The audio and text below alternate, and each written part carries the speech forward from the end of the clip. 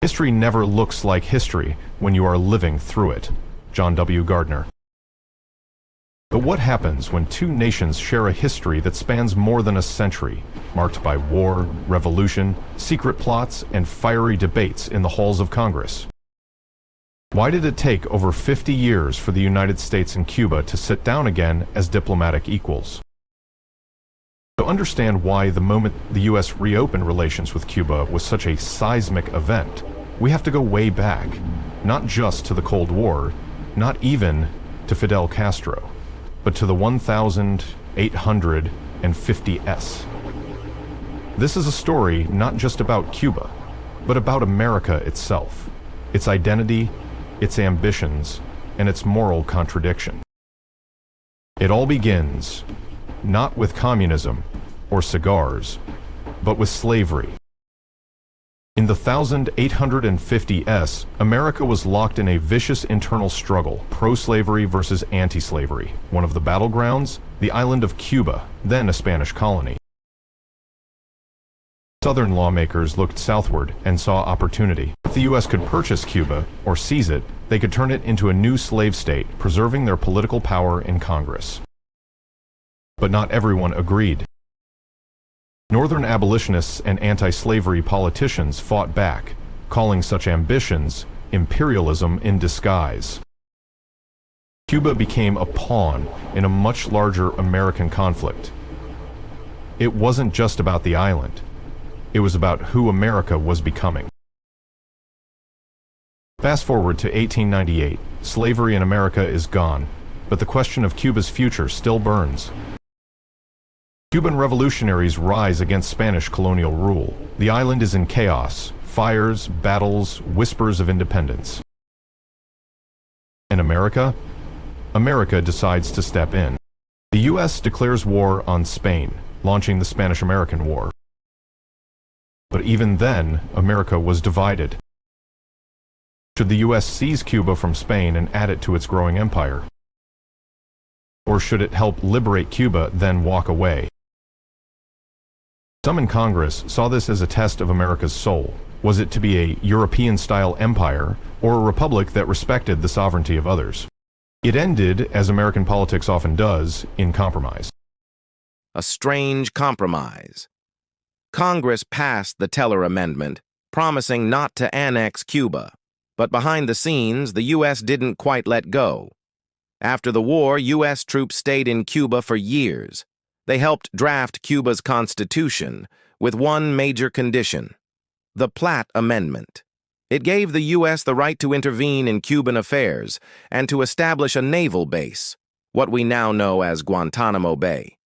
Cuba was free on paper, but in practice, it was under America's shadow. U.S. businesses quickly moved in, buying up land, sugar plantations, and infrastructure. Cuba became economically tied to the U.S., dependent but not equal. And that tension simmered for decades. Then came 1959, the year everything changed. A bearded revolutionary named Fidel Castro overthrew the U.S.-backed dictator Fulgencio Batista. At first, many in the U.S. watched with cautious optimism. Castro spoke of reform, of restoring dignity to the Cuban people, but soon the winds shifted. Castro nationalized American-owned businesses. He embraced socialism, and most of all, he refused to bow to U.S. power. In response, the U.S. imposed sanctions.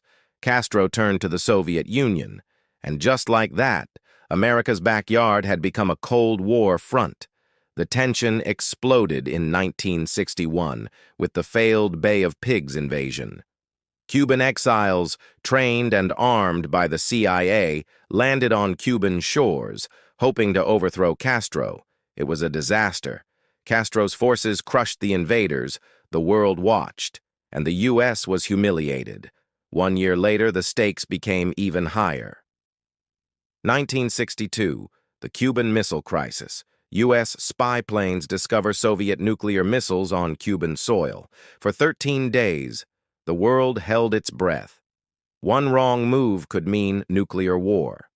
President John F. Kennedy and Soviet Premier Nikita Khrushchev negotiated in secret. Finally, a deal was struck. The Soviets would remove the missiles. In return, the U.S. promised not to invade Cuba and secretly agreed to remove missiles from Turkey. Disaster was averted, but trust was shattered. For over 50 years, the U.S. and Cuba barely spoke. An embargo, broken diplomatic ties, spy games, assassination attempts, radio propaganda. Cuba, isolated and impoverished, leaned into its identity as a symbol of resistance. America, especially in Florida, became home to hundreds of thousands of Cuban exiles, many of whom never forgave Castro. U.S. presidents came and went, sanctions were tightened, relations remained frozen. Even as the Cold War ended, the Cuban thaw never came, until one unexpected moment. In 2014, President Barack Obama and Cuban President Raul Castro made a stunning announcement. They would restore diplomatic ties. Embassies reopened. Americans could visit Cuba again. Airplanes crossed the Florida Straits. Old cars rumbled through Havana streets, now carrying tourists. It was historic, emotional, but also fragile. Many in Congress opposed the move. Some saw it as legitimizing a dictatorship. Others believed it was time, long past time, to end the grudge match. For ordinary Cubans, it brought hope and uncertainty. For Americans, it was a chance to re-examine a relationship built on conflict, ideology, and missed opportunities. So what does this story tell us? That nations, like people, carry grudges. That power and principle often collide. That history is not just about what happened, but what could have happened. Cuba was once the mirror in which America saw its own identity crisis. Slave state or free, empire or republic, liberator or occupier, and maybe it still is. What kind of neighbor should a superpower be? What kind of friend? What kind of country? The answers are still unfolding.